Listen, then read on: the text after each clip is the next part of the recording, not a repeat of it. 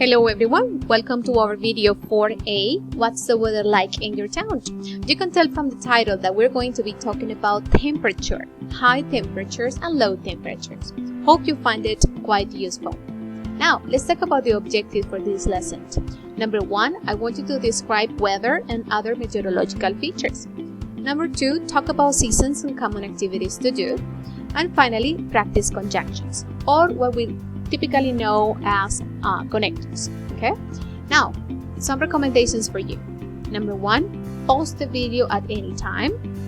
Number 2, take notes. And finally, ask your teacher any questions. Remember that you can easily ask him or her next session. Okay, now I'm going to show you a very short video clip titled 8 Extreme Weather Records from Around the World. This is a very interesting clip from an expert on weather terms, let's say, and he's going to be showing us very interesting information from different places around the world where they have crazy storms, very hot days, etc. Please make sure to click on the link below. You will have access to this video in the description, and then you can answer a few questions in the video check-in that comes below. Now, let's talk about vocabulary. What's the weather like? This is typically the question that you will find when you want to ask about the weather. What's the weather like in Colombia? Hey, what's the weather like on the coast? What's the weather like in North America? Okay, of course, the information you are requesting is a weather forecast. And the person that normally gives a weather forecast, as you can tell from the picture, is a reporter or a weather forecaster. They normally appear on television and they will talk about they will say things like, it's snowing crazily in France, it's very sunny in North Africa, it's stormy in New York, it's rainy in Costa Rica, or it's very cloudy around Brazil, for example. Okay, now let's talk about the weather. Here in Colombia, we only have cold days and hot days, right? We don't have seasons since we are on the equator. However, when we talk about cold weather, like we see in the picture, we can use some descriptors, such as it's cool, it's chilly, it's freezing, or it's below zero.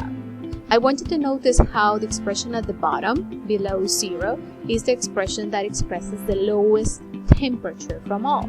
Okay, but these are all different adjectives that you can also use. Now, let's talk about the opposite.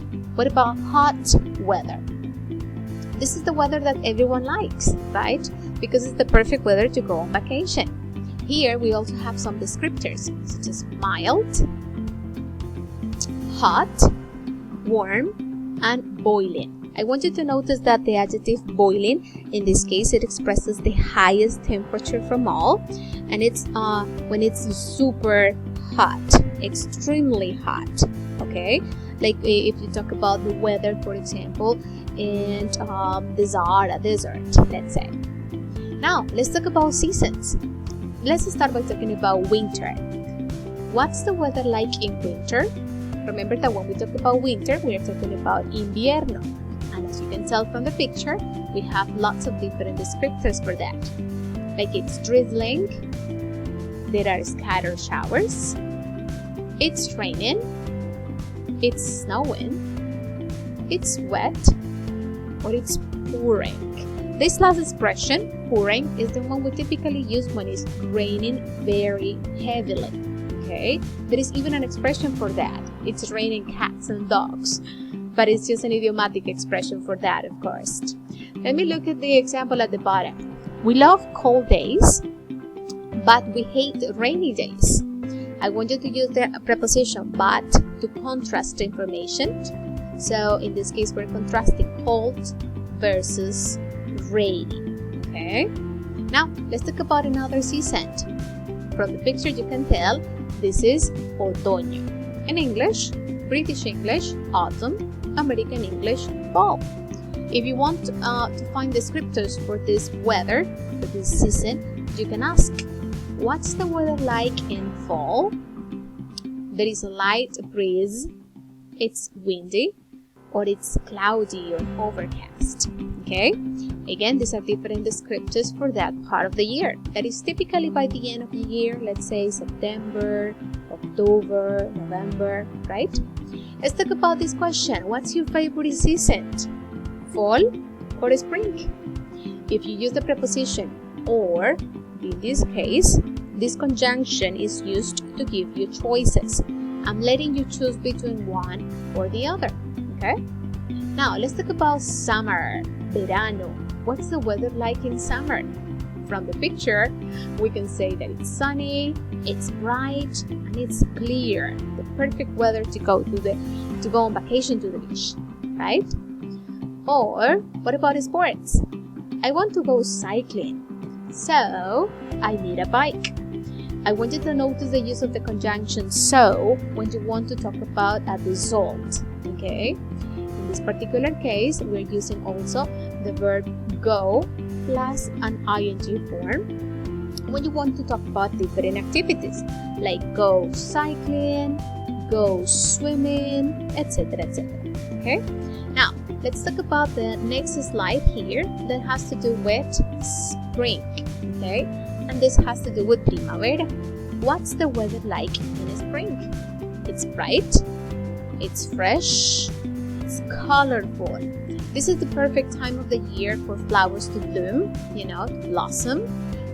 It's the time of the year where you can see all leaves start to, flowers and leaves start to grow everywhere. And, the landscapes, the mountains start to change dramatically and they become very beautiful. So that's why we can use those descriptors. Now, remember, this is a nice summary of the prepositions and conjunctions we are talking about today.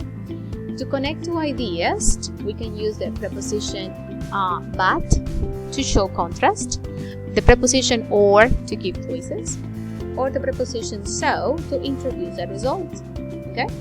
Taking into consideration this part, I want you to complete a little practice exercise. In this picture, as you can see, there is a picture of San Francisco City in California, USA. And there is a girl, Stephanie, who is talking about her city. I want you to complete the spaces here from number 1 to number 6 using any of these conjunctions. But, or, so. Okay? Take the time to read the passage about San Francisco City and fill in the gaps with the best preposition, the best conjunction you think is needed in each case. Pause the video, and once you are ready, you can check again, play the video again to check your answers. Okay? Remember, the first preposition is used, the first conjunction is used to contrast, the second to give choices, and the third to talk about results. You can stop now. Now you can check your answers, and here they are. Number 1 and number 3 take the preposition so to talk about result. Number 2 and number 5 take the conjunction but to contrast. And finally, number 4 and number 6 take the conjunction or to give choices. Okay, this is all for now. Please make sure to complete your homework, the video checking below that is related to this topic. Here are some references in case you want to study a little bit more. And this is all for now. Thank you for watching. Bye. Universidad Santo Tomás, institución vigilada por el Ministerio de Educación Nacional.